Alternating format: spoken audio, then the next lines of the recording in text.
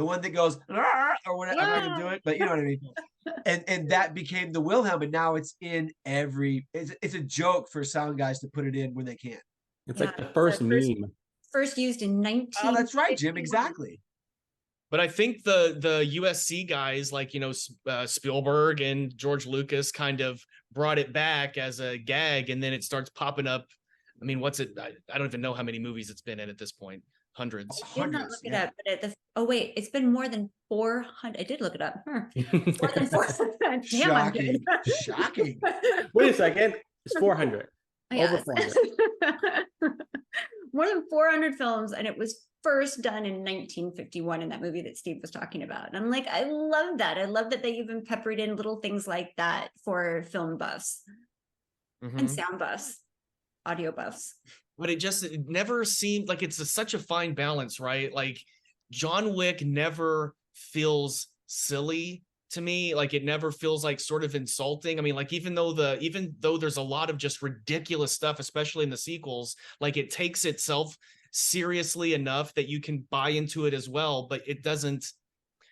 I don't know. It's just everything sort of stacks together so well for me in those movies. I love.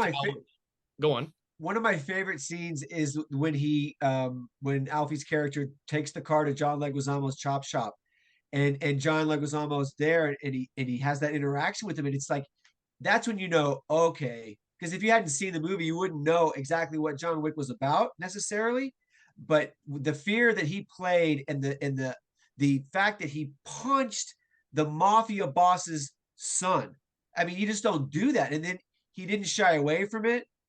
He said, yeah, I did that. And he's like, why would you do that? And he goes, because he stole John Wick's car and shot his dog. And the guy goes, oh.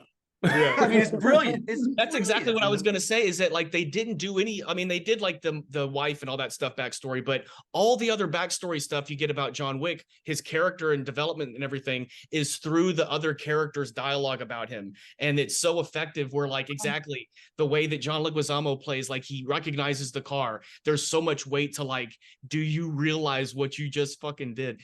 And the way that Dad plays it too, it's like he's pretty much resigned to, like, there's a little glint of hope at the end, I think, but for the most part, he knows he's dead because it's John Wick.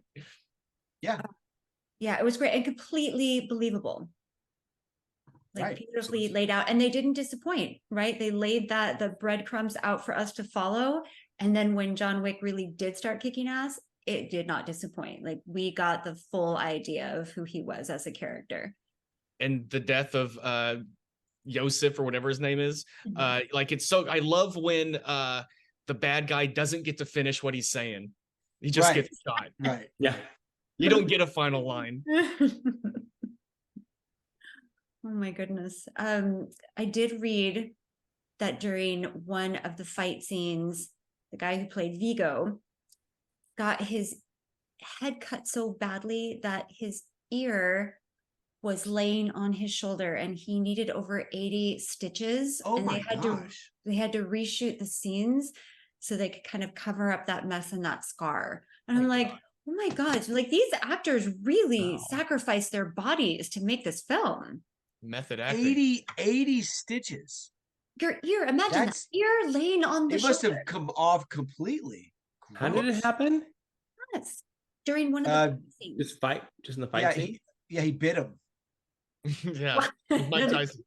Mike Tyson wasn't. That was the part that they were like, "We can't put you biting somebody, John Wick. You're too cool." And he was like, "All right, well, I got carried away." Like walk away. I mean, if you're gonna get a scar, that's a badass story to tell.